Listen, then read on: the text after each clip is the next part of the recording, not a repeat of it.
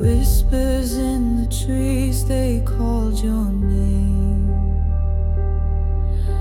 A shadow burned in silent flame. Time forgot where you were torn, but echoes knew the child you'd born. The signal remembers, the blood never lies. The stars keep watching through memory's eyes. What you became was never just you. One breath split in two.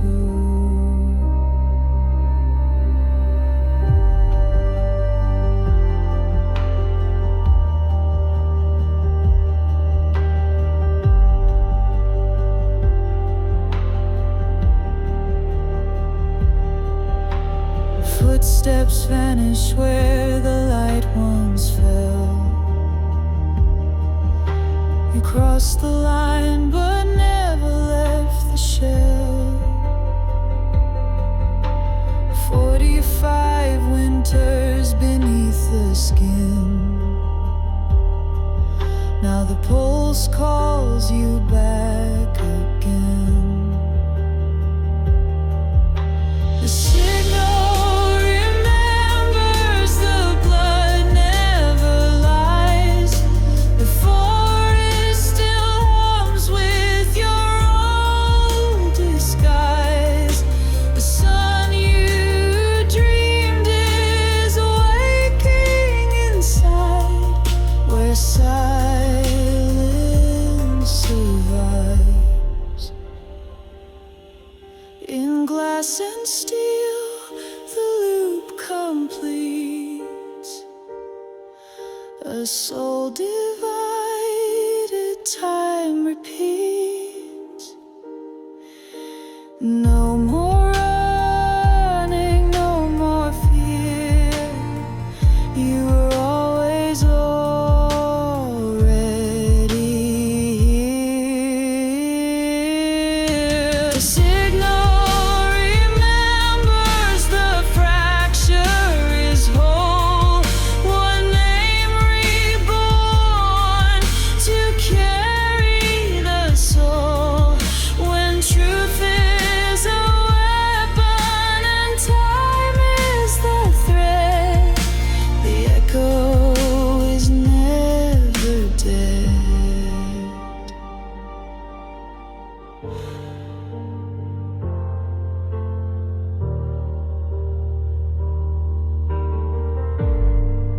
You're already inside.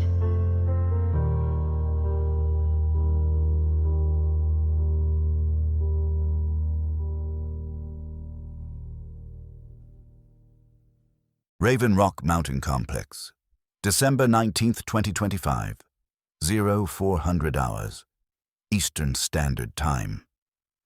The helicopter blades groaned as the descent began. Jack Barrett sat in the dim hold, flanked by CIA analyst Huntergreen and Dr. Elias Voss. His attorney, David Rourke, was left behind by design. No one spoke. The only light came from the red glow of instrumentation and the occasional flicker of Voss's datapad. Jack's breathing was slow, but not calm. Something below, beneath the rock, beneath the lies, was pulling at him.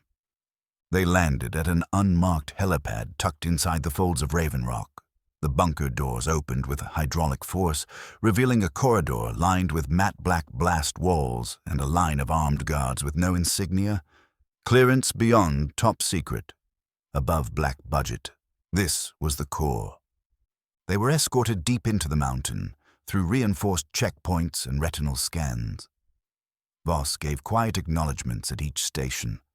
Huntergreen stayed silent, observant. Jack watched the walls.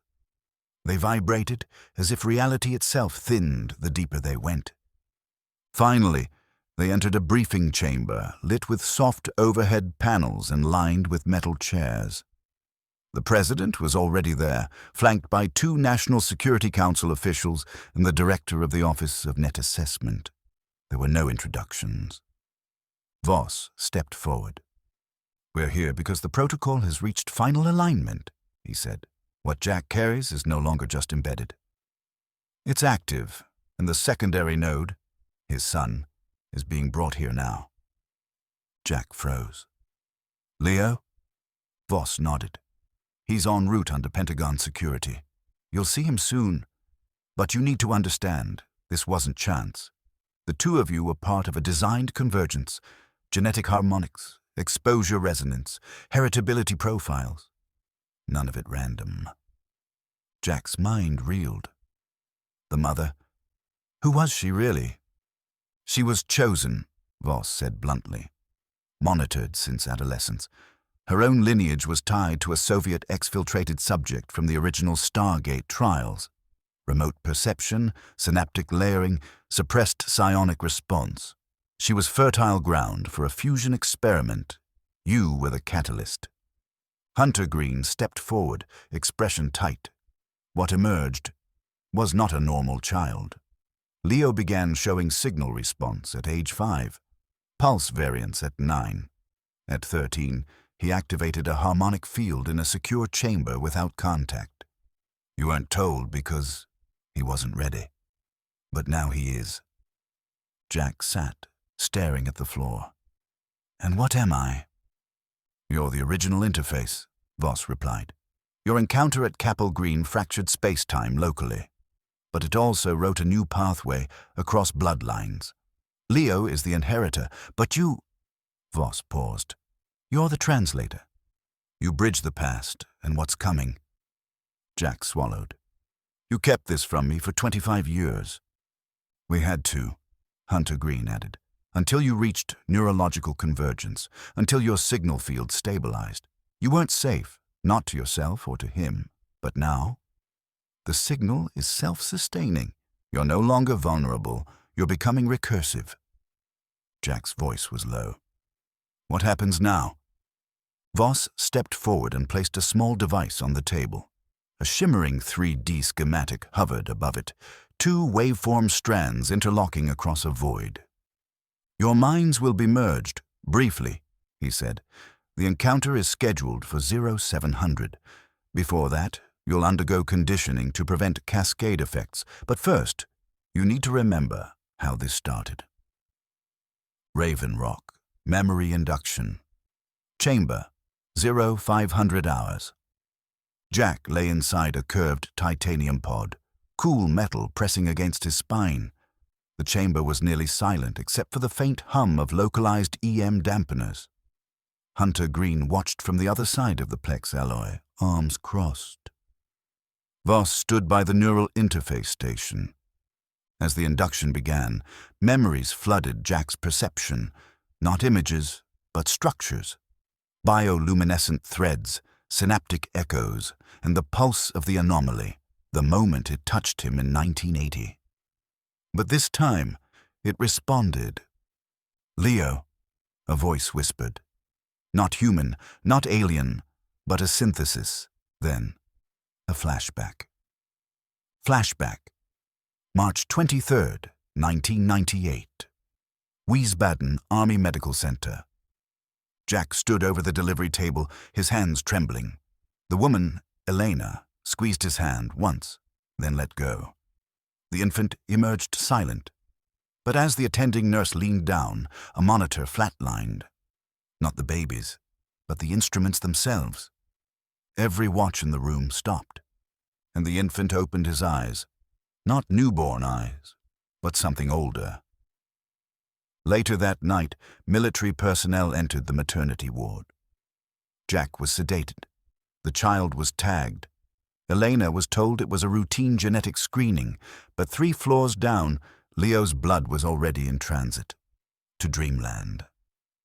Raven Rock. Outside the chamber, 0607 hours. David Rourke stood in a side corridor, pacing behind a one-way pane of reinforced glass. He had been kept from entry. He was no longer Jack's legal counsel, at least not for what was unfolding below. This was beyond law, beyond nation. He opened a restricted folder marked Operation Resonant Echo, Fold Event Convergence, predicted January 16th, 2026. Analyst note, reintegration event is time-anchored. Target is expected to encounter original consciousness displaced during initial exposure, 1980 to 1981 Capel event. Cycle completion, 45 years. Risk, total identity collapse. 5 days. Jack had 5 days before he would re-encounter the version of himself that never returned from the field. The Jack that remained trapped within the anomaly since 1980, waiting to collapse back into this version, waiting to become whole. Presidential Briefing Room, Lower Level 3, 016 hours. The president sat in the subterranean chamber beneath Raven Rock, eyes fixed on a countdown projected in cold blue light. Convergence window, T-5 days, 3 hours, 18 minutes. National Security Advisor Chen adjusted her glasses. We've exhausted containment. It accelerated on its own once Leo stabilized. The president frowned. Then what happens when they connect? Voss's voice over secure line. We don't know. But the anomaly seems to want reintegration. We believe Jack's 1980 consciousness is still broadcasting. That signal completes the loop when he merges with Leo. Huntergreen followed. We don't just observe this anymore, sir. We're inside it now. Jack is the convergence vector. Leo is the mirror. The president whispered. And the world. Silence. Elevator shaft. Descending to the convergence chamber. 0620 hours. Jack stood beside Voss in the lift. Metal walls shimmered slightly as if folding around unseen currents. You feel it? Voss asked. Jack nodded. It's like pressure in the spine. Like the air remembers me. You're close, Voss said. What entered the anomaly in 1980 never really came back. You're an echo, but you've stabilized. Now, the original is calling home. Jack breathed deep. And if I collapse, then your son becomes the carrier, and the war begins. Convergence chamber, 0630 hours. Jack stepped through the threshold. The chamber was massive, circular, alive. Energy pulsed beneath the glass floor. Light spiraled from unseen seams in the walls, forming an atmospheric dome. Resonant shielding flickered like trapped auroras. In the center stood Leo. Taller now, composed, wearing matte black fatigues marked only with a silver shoulder line. He looked older than his years, 27 going on timeless. You made it, Leo said softly. Jack approached, stunned. You've been waiting? Leo nodded. I've seen all the versions. But this one feels complete. They stood face to face. The air shimmered between them. They said I was the translator, Jack muttered, and you were the stabilizer. They weren't wrong, Leo replied. But it's more than that. I remember 1980. I saw it. Through you, through me. We're not father and son anymore. We're in sequence. Jack reached forward. Leo mirrored him. Their palms met. Flash. The woods. Capel Green. The object is rising. Sergeant B screaming. Jack is being pulled forward. Leo was standing across the clearing, a child in the trees, watching, always watching. Flash. Inside the anomaly. Timeless light. Equations spiraling. Jack Barrett. Leo Barrett. Signal accepted. They weren't two anymore. They were one waveform, finally synchronized. And far below, sealed behind 6 meters of blast-proof alloy, the mirrored saint stirred. He's closing the loop, it whispered. But I've already rewritten it. Jack and Leo stood motionless, hands still connected. The convergence field shimmered around them, threads of violet light crackling where their palms met, not burning, but rewriting.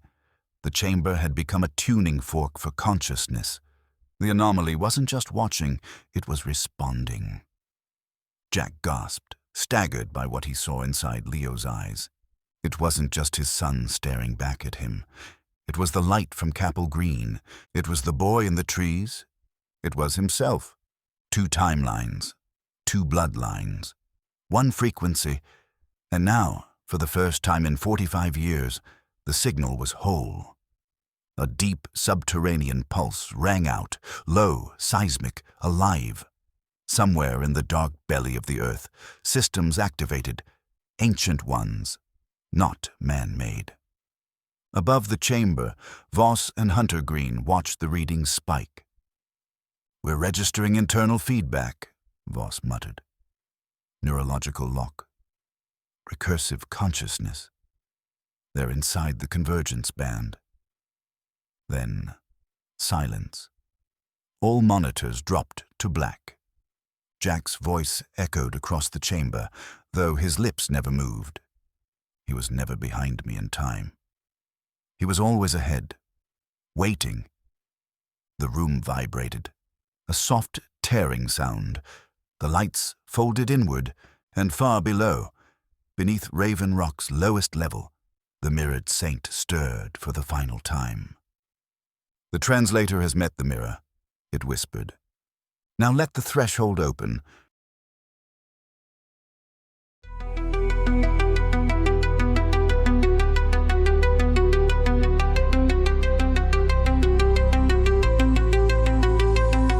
Through the silence of time, I walked alone, but the stars knew my name in undertone.